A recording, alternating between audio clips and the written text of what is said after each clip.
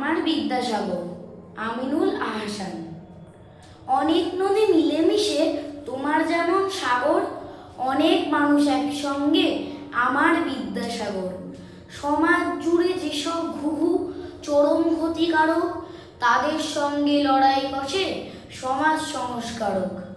বিপদ আপদ দুর্বিপাকে গ্রাম কিংবা নগর, বরাভয়ের হাত বাড়িয়ে ছোটেন দয়ার সাগর।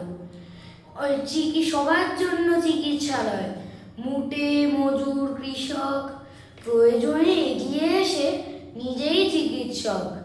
নেহাত যখন ভবিতব্য করুণা আর ভিক্ষা, যুগধর্মের বিপরীতে নারীকে দেন শিক্ষা।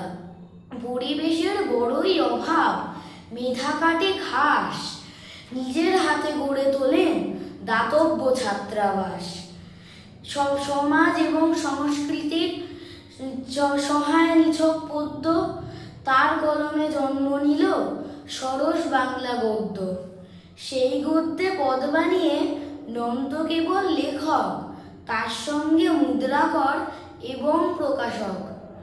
উপযুক্ত বইয়ের অভাব, মেধার অপচয়, রুখতে লেখেন কাজ সরিয়ে বর্ণ পরিচয়।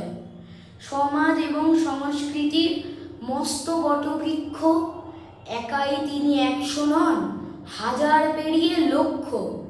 শত বাধায় এগিয়ে চলে পথের খোঁজে যারা, যুগে যুগে পথের দিশা এক সে ধ্রুবতারা।